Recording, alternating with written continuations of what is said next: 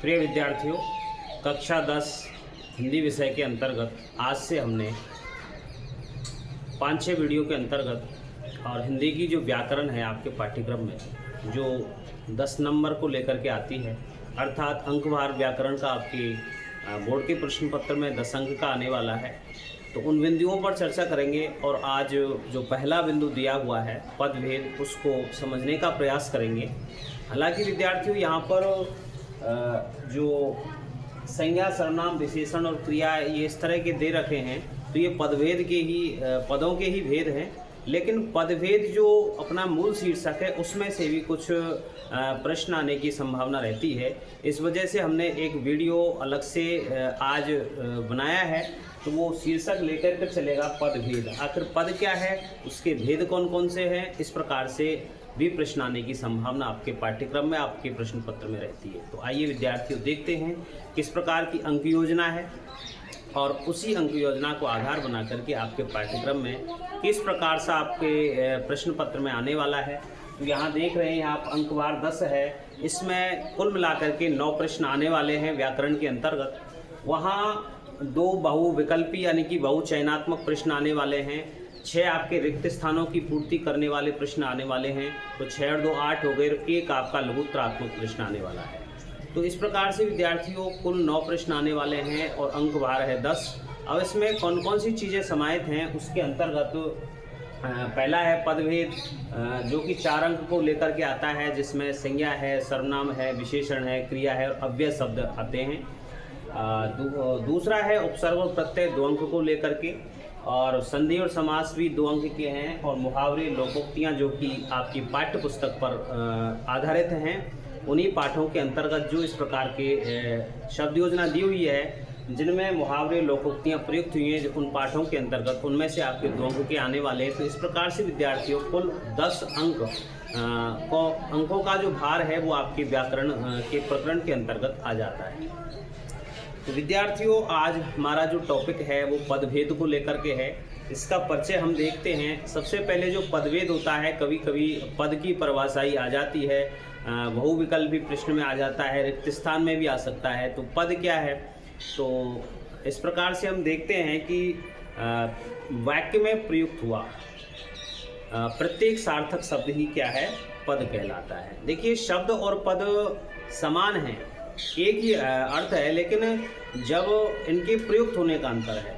शब्द अपनी अलग परिस्थिति रखता है, लेकिन यदि उस शब्द को यदि हम किसी वाक्य में प्रयुक्त कर देते हैं और वो शब्द है जो कैसा है, सार्थक होता है, यदि जिसका कोई अर्थ हो, और उसे जब हम उस शब्द को वाक्य में प्रयुक्त कर देते हैं तो वो पद का रूप ले लेता है। अर्थात तो शब्द और पद एक ही हैं, लेकिन उसके प्रयोग का अंतर है। विद्यार्थियों, जब हम किसी शब्द को किसी वाक्य में प्रयुक्त कर देते हैं तो वो क्या कहलाता है, पद कहलाता है। तो इसकी जो परिभाषा है वो यह आई है कि वाक्य में प्रयुक्त प्रत्येक जो सार्थक शब्द है वो पद कहलाता है। यहाँ पर जो सामान्य परिभाषा है वो इस प्रकार से दी जा सकती है कि एक स्वतंत्र शब्द जब वाक्य में प्रयुक्त होता है तब वे क्या कहलाता है, पद कहलाता है। अब हमारी जो हिंदी की जो भाषा विज्ञान है उसमें रूप ध्वनि और पद ध्वनि के अंतर्गत शब्द या पद का विवेचन किया जाता है। यहाँ आगे जो प्रश्न बनता है आपका, एक तो ये प्रश्न बना कि पद क्या है। तो आपने देख लिया कि जब कोई सार्थक शब्द किसी वाक्य में प्रयुक्त किया जाता है तो वहाँ वो पद कहलाता है, शब्द नहीं रहता है। आगे देखते हैं अगले प्रश्न के रूप में कि पदभेद के कितने प्रकार हैं। डायरेक्ट प्रश्न आ जाता है कि पदभेद के प्रकार कितने। तो यहाँ आपको विद्यार्थियों ध्यान रखना है कि पदभेद के डायरेक्ट प्रकार पूछ लिए जाते हैं सीधे सीधे, तो वहाँ 5 प्रकार आपको देखने को मिलेंगे। पहला है अर्थ के आधार पर, दूसरा है रचना या व्युत्पत्ति या बनावट, कि वो जो शब्द है वो कैसे बना है। तो रचना, उसकी रचना कैसे हुई है।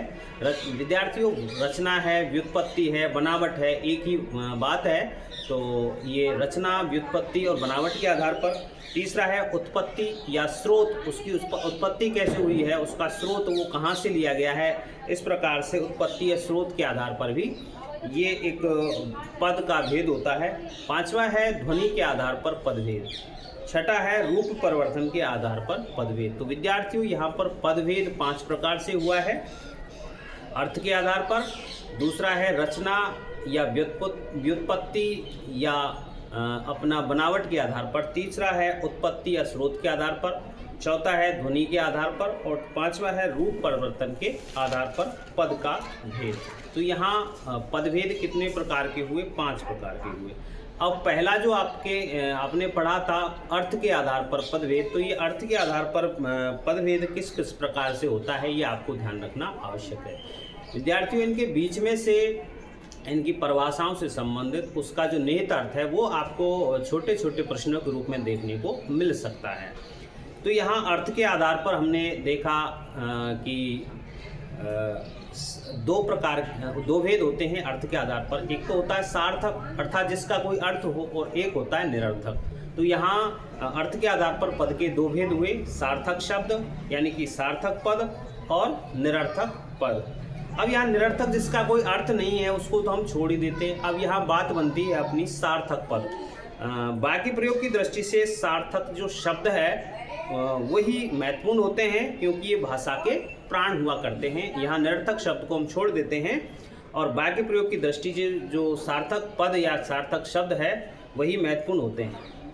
तो यहाँ जो सार्थक पद या शब्द होते हैं वो 3 प्रकार के माने गए हैं। जो आपकी एक व्याकरण के अंतर्गत एक टॉपिक आता है शब्द शक्ति, उनसे जुड़े हुए शब्द हैं और ये आपके लिए सीखना बहुत ही आवश्यक है।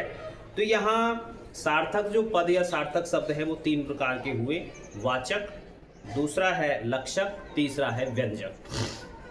वाचक क्या है?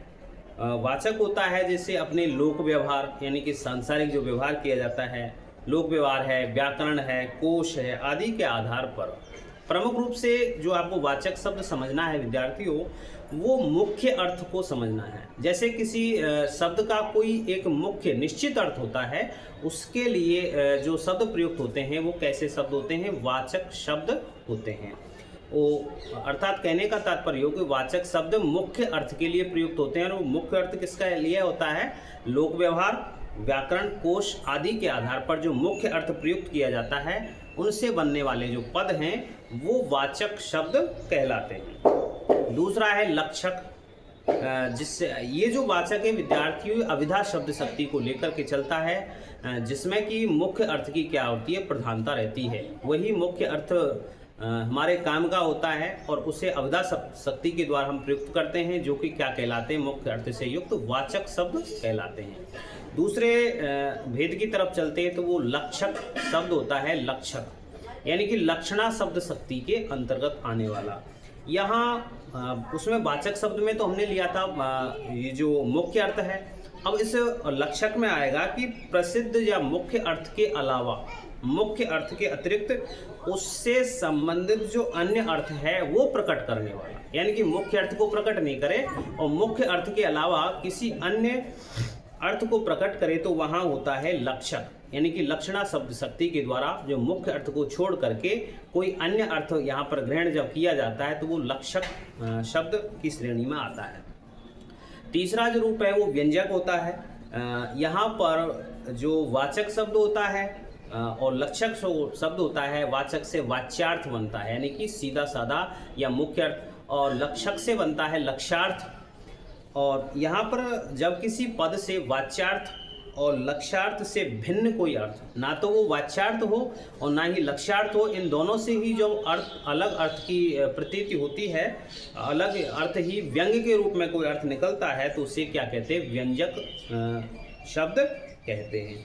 विद्यार्थियों यहाँ आपको देखना है कि 3 प्रकार के सार्थक पद यहाँ पर आए हैं, वाचक, लक्षक और व्यंजक। वाचक से वाच्यार्थ प्रयुक्त होता है, लक्षक से लक्ष्यार्थ होता है और व्यंजक से व्यंग्यार्थ होता है। यहाँ देखिए वाच्यार्थ और मुख्यार्थ के लिए अभिधा शब्द शक्ति जैसे कि मैंने आपको बताई थी, लक्ष्यार्थ के लिए लक्षणा शब्द शक्ति आपको बताई थी और व्यंग्यार्थ के लिए व्यंजना शब्द शक्ति आपको बताई थी। तो ये आप जैसे जैसे इन वीडियोज़ को सुनेंगे तो सुनने मात्र से, बार बार सुनने से आपकी जो छोटे छोटे जो प्रश्न हैं वो 4 अंक दिलाने में आपकी मदद करेंगे। तो प्रिय विद्यार्थी बीच बीच में जब आपको समय मिले इन वीडियोज़ को सुनते रहें और अपनी व्याकरण को, अपने शब्द भंडार को आप मजबूत बनाए रखें। ये अर्थ के आधार पर पदभेद हुए। अब आगे बढ़ते हैं। दूसरा जो प्रकार बताया था वो रचना के आधार पर या व्युत्पत्ति के आधार पर या बनावट के आधार पर जो पदभेद होते हैं वो 3 प्रकार के होते हैं। आपने पढ़ा है कि रचना के आधार पर भी पदों के भेद किए गए हैं। रचना कह सकते हैं, व्युत्पत्ति कह सकते हैं, बनावट कह सकते हैं। उसके आधार पर पदभेदों के जो प्रकार हैं वो कितने हैं? 3 हैं। पहला है रूढ़ शब्द, दूसरा है यौगिक शब्द और तीसरा है योग रूढ़ शब्द। तो रूढ़ किसको कहेंगे? जैसे जो शब्द किसी व्यक्ति, स्थान, प्राणी और वर्षों और वस्तु के लिए, जो शब्द किसी व्यक्ति, स्थान, प्राणी और वस्तु के लिए वर्षों से प्रयुक्त हो रहे हैं किसी चीज़ के लिए, जैसे गाय है तो पता है कि 4 पैर वाला जो अपना जानवर है जिसको हम पूजते हैं और वो उसके लिए हमें वो और दूध देने का काम जो जानवर करता है और वो पूजनीय होता है गाय के रूप में, तो उस जानवर को देखते ही एक बिंब हमारे मस्तिष्क में बन जाता है। तो वो वर्षों से प्रयुक्त किया जा रहा है उस जानवर के लिए जो कि क्या है? गाय है। तो जो शब्द, अब जो गाय शब्द है, जो शब्द किसी व्यक्ति, वस्तु, स्थान, प्राणी आदि के लिए वर्षों से प्रयुक्त होने के कारण किसी विशिष्ट अर्थ में प्रयुक्त हो गए हैं या प्रचलित हो गए हैं। यानी कि वर्षों से किसी कोई शब्द जो है वर्षों से किसी प्राणी, वस्तु, स्थान आदि के लिए क्या है? वर्षों से प्रयुक्त हो रहे हैं और धीरे धीरे वो क्या हुए? प्रचलित हो गए हैं। तो वो क्या हो गए? प्रचलित हो गए हैं, इसलिए वो रूढ़ शब्द कहलाते हैं। इन शब्दों के निर्माण की प्रक्रिया तो हमें याद नहीं, लेकिन इसका कोई अन्य अर्थ भी नहीं होता। जैसे कि दूध है, जो शक्ति का दायक है, जिसको जो छोटे बच्चों के लिए और बड़े के सबके लिए जो दुहा जाता है उन पशुओं के माध्यम से, पालतू जैसे गाय है, भैंस है, इनके माध्यम से जो पेय पदार्थ जो निकलता है, तो यहाँ दूध की उसको निश्चित कर दिया गया है। उस शब्द, वो जो शब्द है वो उस वस्तु के लिए क्या हो गया है? निश्चित हो गया है, प्रचलित हो गया है। तो दूध है, गाय है, रोटी है, दीपक है, पेड़ है, पत्थर है, आकाश है, ये प्रकार के जो रूढ़ शब्द हैं किसी व्यक्ति, वस्तु, स्थान आदि के लिए वर्षों से या लंबे समय से जो चले आ रहे हैं वो, और वो जो शब्द है उन्हीं के लिए प्रचलित हो गए हैं, तो वो रूढ़ शब्द कहलाते हैं। यहाँ दूसरा जब आता है यौगिक शब्द, यौगिक का मतलब होता है जुड़ना, यानी कि जुड़ करके जो बनते हैं, अर्थात जो जो शब्द 2 या 2 से अधिक शब्दों के योग से बनते हैं। यौगिक मतलब योग से बनते हैं, उनके मिलाने से बनते हैं। तो 2 या 2 जो शब्द 2 या 2 से अधिक शब्दों के योग से बनते हैं। अब देखिए उन शब्दों का अपना पृथक अर्थ भी होता है। जैसे संधि विच्छेद जो होते हैं, संधि के अंतर्गत, समास के अंतर्गत अलग अलग उनको शब्दों को विभाजित कर दिया जाता है। तो उन शब्दों का अपना अलग से अर्थ भी होता है, लेकिन मिलकर अपने मूल अर्थ के अलावा एक नया अर्थ भी वो बोध कराते हैं।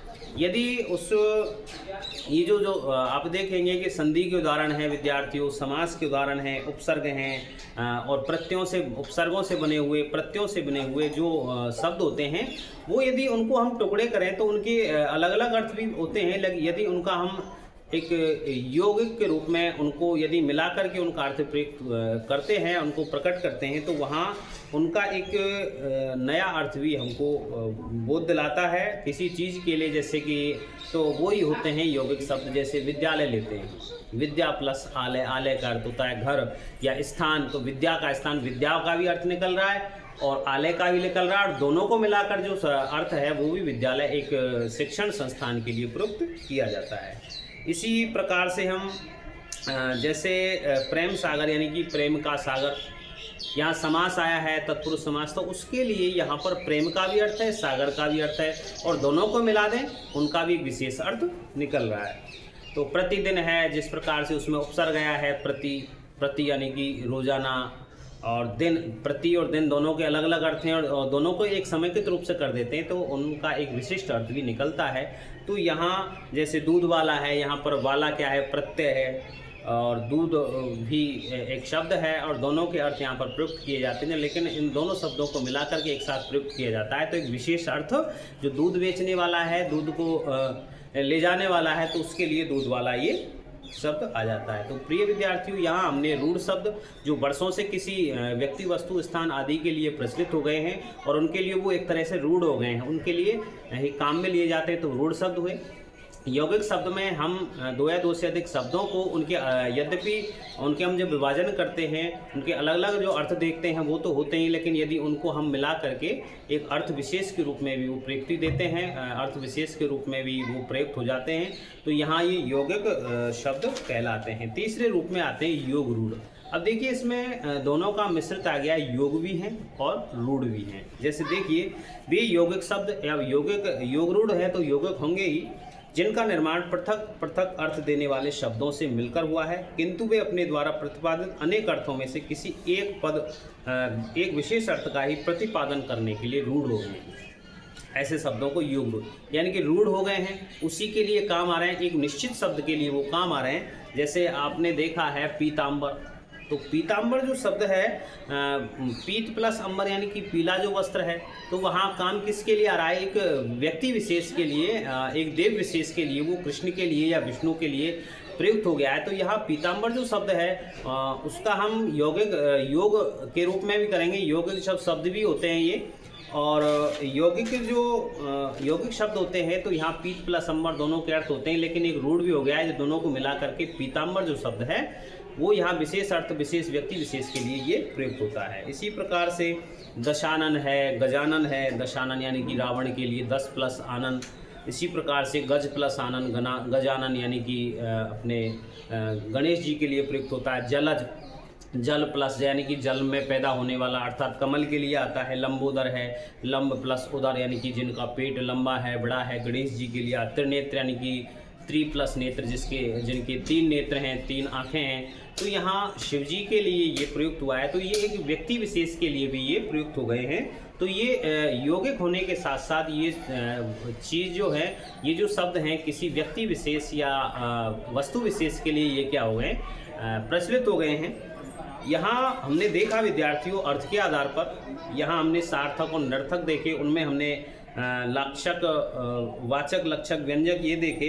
उसके बाद में रचना के आधार पर हमने रूढ़, यौगिक और योग रूढ़ ये देखे। अब प्रिय विद्यार्थियों, तीसरे अंक पर आता है, तीसरे नंबर पर आता है उत्पत्ति के आधार पर। उन शब्दों की उत्पत्ति कैसे हुई है, अर्थात उत्पत्ति का जो अर्थ होता है वो प्रमुख रूप से स्रोत, उसका स्रोत क्या है। तो यहाँ ये जो बात आती है, तो उत्पत्ति कैसे हुई, तो हिंदी भाषा में आपने देखा विद्यार्थियों, देखने को मिलता है कि संस्कृत, हिंदी के अलावा संस्कृत, विदेशी भाषाएं जो होती हैं, बोलियां, स्थानीय जो संपर्क भाषा है, उसके आधार पर जो शब्द निर्मित हो जाते हैं, उनको वो हिंदी भाषा में इन सभी भाषाओं के शब्द शामिल होते हैं। कहने का तात्पर्य ये कि हिंदी जो भाषा है वो सभी भाषाओं को समाहित करके यहाँ अपने रूप में प्रयुक्त हुई है। तो यहाँ जैसे हिंदी भाषा में संस्कृत के शब्द भी आ गए हैं, कहीं कहीं भी कोई भी आप पाठ पढ़ते हैं उसमें संस्कृत के शब्द आपको देखने को मिलते हैं, विदेशी भाषाओं के शब्द भी आपको देखने को मिलेंगे, और स्थानीय संपर्क की भाषा है उसके शब्द भी आपको देखने को मिलेंगे। तो उत्पत्ति या स्रोत के आधार पर जो शब्दों के जो भेद हैं वो 4 होते हैं, आपको इनका ध्यान रखना चाहिए। प्रमुख रूप से 5 भी होते हैं, कई बार 5 कहते हैं इनको, लेकिन प्रमुख रूप से आप उत्पत्ति के आधार पर शब्दों के जो भेद हैं हिंदी भाषा के वो 4 प्रकार से कह सकते हैं। पहला है तत्सम। तत्सम का अर्थ, पहला है तत्सम, एक बार देख लेते हैं इनको। दूसरा है तद्भव, तीसरा है देशज और चौथा है विदेशी। एक अंत में एक और आ जाता है, जो संकर शब्द होते हैं वो मिल करके बनते हैं। तो यहाँ देखते हैं तत्सम शब्द जो होता है, आपने विद्यार्थियों 2 बैलों की कथा, इस प्रकार के जो कि आपने प्रेमचंद जी के जो भी कहानियाँ पढ़ी हैं उनमें आपको देखने को मिला होगा कि बीच बीच में कुछ वैसे शब्द आ जाते हैं जो किससे जुड़े हुए हैं, विदेशी भाषा से, अरबी फारसी से जुड़े हुए शब्द हैं, तो वहाँ देखने को मिल जाते हैं। यहाँ इससे हटकर के एक चीज़ और आती है कि कई बार क्या होता है कि उन पाठों में संस्कृत, जो शब्द संस्कृत में प्रयुक्त हो रहे हैं वही हिंदी में आ गए। तो यहाँ तत्सम का मतलब होता है तत् प्लस सम, तो यानी कि उसके समान, अर्थात किसी भाषा में प्रयुक्त किसी भाषा में प्रयुक्त उसकी मूल भाषा के जो शब्द यदि आ जाते हैं, उस किसी भी भाषा में प्रयुक्त शब्द यदि उसकी मूल भाषा के आ जाते हैं तो वहाँ पर उसे तत्सम शब्द कहते हैं। अब हिंदी की जो मूल भाषा है वो कौन सी है? संस्कृत, यानी कि संस्कृत से ही हिंदी का उद्भव हुआ है। तो उसकी किसी भी भाषा की मूल भाषा के शब्द यदि उस भाषा में आ जाते हैं तो यहाँ तत्सम शब्द उनको कहा जाता है। ये संस्कृत के जो शब्द हिंदी में ज्यों के त्यों प्रयुक्त होने लग जाते हैं, जो शब्द संस्कृत में आते हैं प्रयुक्त होने लगते हैं, वही शब्द यदि हिंदी में आकर के प्रयुक्त होने लग जाते हैं तो वो तत्सम शब्द कहे जाते हैं।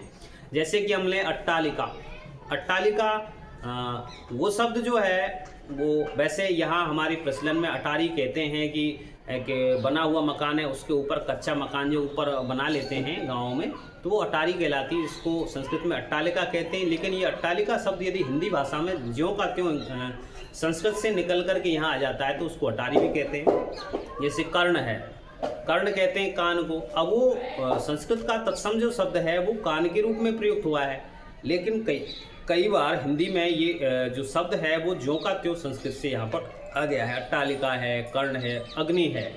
अग्नि को आग कहते हैं, लेकिन ये जो अग्नि शब्द है वो यदि हिंदी भाषा में इसी प्रकार से प्रयुक्त हो जाए जिस प्रकार से अपनी मूल संस्कृत भाषा में होता है, और यदि वो हिंदी में प्रयुक्त हो जाता है तो यहाँ पर उसे तत्सम शब्द कहते हैं। चंद्र है, आम्र है, आम्र यानी कि आम, चंद्र यानी चंद्र को कहते हैं चांद। तो यहाँ आम्र है जो आम कहते हैं, लेकिन ये जो आम्र शब्द है वो संस्कृत में प्रयुक्त होता है धीरे धीरे धीरे धीरे, और ये किस में प्रयुक्त होने लग जाता है? हिंदी में आकर के प्रयुक्त हो जाने लगता है।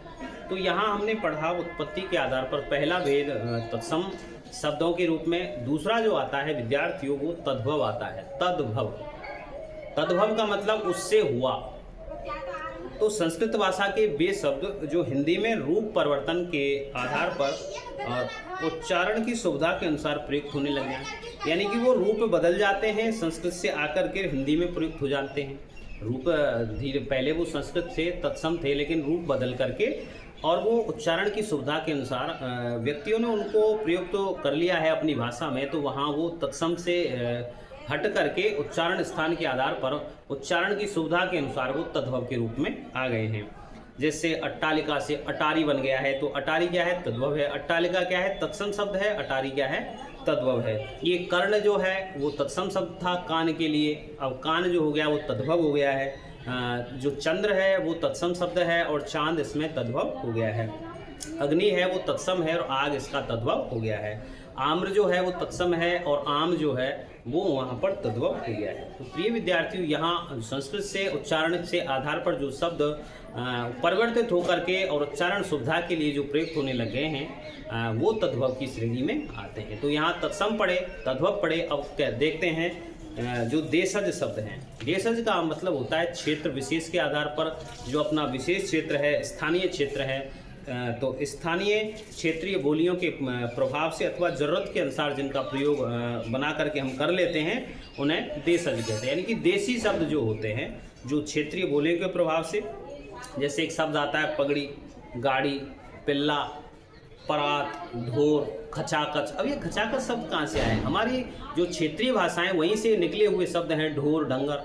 तो ढोर जो शब्द है पशु नहीं कह सकते उसको, यहाँ पर हमने पशु को धीरे धीरे क्या बना दिया? ढोर बना दिया। तो ये क्षेत्रीय भाषाओं से विकसित शब्द हैं। फटाफट है, मुक्का है, तो मुक्का कोई ऐसा शब्द नहीं है, लेकिन ये अपनी क्षेत्रीयता के आधार पर और ये इनका प्रयोग हुआ है, तो यहाँ देशज शब्दों की श्रेणी में आ जाते हैं। विदेशी शब्द जो होते हैं वो कई भाषाओं के शब्द होते हैं। विदेशी यानी कि देश से बाहर की जो भाषा होती है, जैसे अरबी है, फारसी है, अंग्रेजी है और अपनी पुर्तगाली है, तुर्की है, विभिन्न प्रकार की जो भाषाएं होती हैं उनसे आने वाले जो शब्द हैं वो विदेशी शब्द कहलाते हैं। यहाँ हम देखते हैं विद्यार्थियों, आपको देखिए बहुत बड़े अभ्यास की आवश्यकता है। जितना आप किन्हीं उपयोगी पुस्तकों में से, अर्थात जो कि 9 से 12 की आपकी जो पाठ्यक्रम में चलती है व्याकरण की पुस्तक, उसमें से आप अभ्यास करें, तत्सम शब्दों का अभ्यास करें। विभिन्न प्रकार के जितने ज़्यादा हो सके आप तत्सम शब्द याद करें। तत्सम से कौन कौन तद्भव बने हैं, किस प्रकार से देशज शब्दों की लिस्ट क्या है, सूची बना करके आप याद करें। इसी प्रकार से विदेशी भाषा से कई बार आ जाता है, बड़ी बड़ी एग्जाम्स में भी आ जाता है कि जो चाय शब्द है वो कौन सी भाषा का है। तो यहाँ इस प्रकार से देखने को मिलेगा आपको कुछ दो तीन तीन आपको शब्द में जानकारी के लिए बता देता हूँ कि कौन सी विदेशी भाषा से जो शब्द हैं वो यहाँ पर प्रयुक्त हो रहे हैं। देखिए, अंग्रेजी भाषा के जो शब्द हैं वो यानी कि विदेशी जो शब्द होते हैं वो किस प्रकार से हिंदी में प्रयुक्त हो रहे हैं। जैसे अफसर शब्द है, एजेंट शब्द है, क्लर्क शब्द है, ये आपके विदेशी अंग्रेजी से आए हैं। अरबी से आए हैं अदालत है, इंतजार है, कब्जा है, कुर्सी है, जिला है, तहसील है, ये अरबी भाषा के शब्द हैं।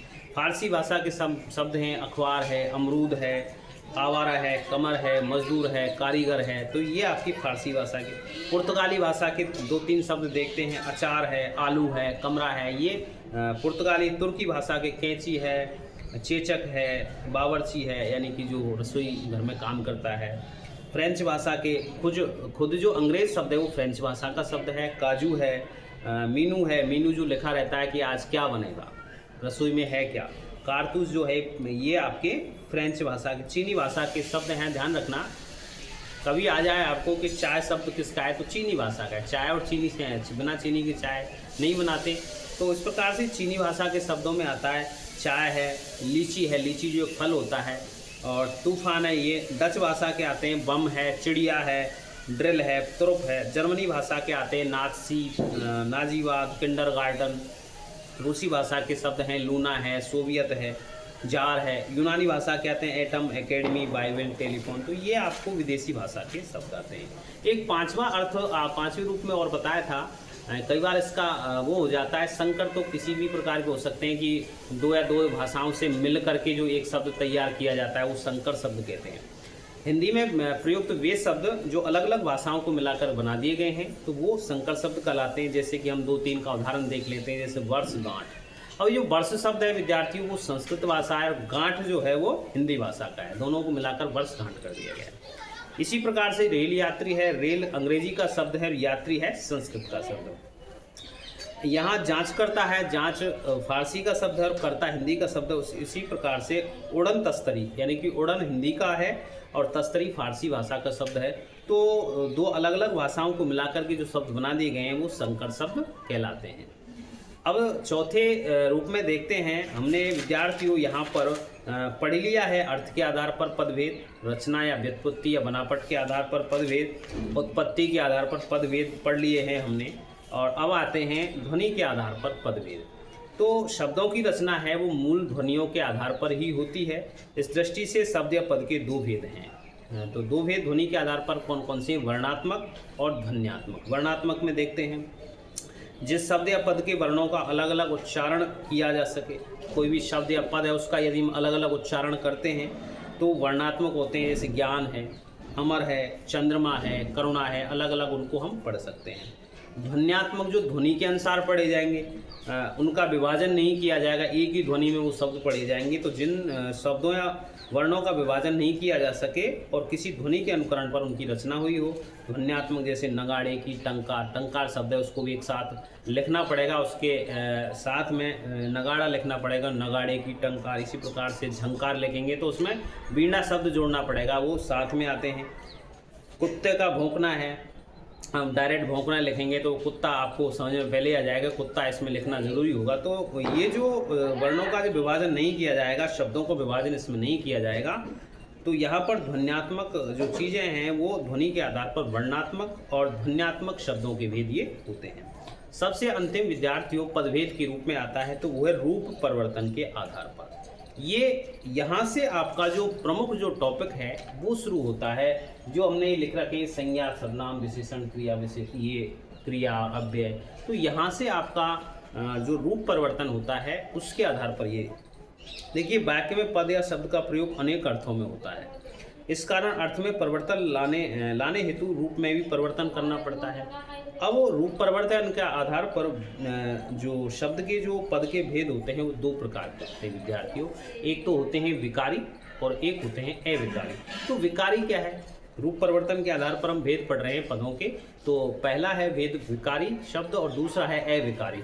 तो यहाँ विकारी में हम जब देखते हैं कि हमने पढ़ा है कि जब लिंग, वचन और कारक, ये तीन चीज़ें विद्यार्थियों आपको याद रखनी है। लिंग, वचन और कारक आदि के प्रभाव से जिनका रूप बदल जाता है। यदि एक विशेष लिंग का या स्त्रीलिंग का या पुल्लिंग का प्रयोग करने पर जिसका अर्थ बदल जाएगा, कहने का तात्पर्य सीधी सीधी परिभाषा लिखेंगे कि जिन शब्दों या पदों का रूप लिंग, वचन, कारक आदि के प्रभाव से बदल जाता है अथवा प्रयोग के अनुसार उनमें कुछ विकार, यानी कि विकारी का मतलब होता है विकार आना, उनमें कुछ चेंजिंग हो जाना, उनमें कुछ परिवर्तन हो जाना।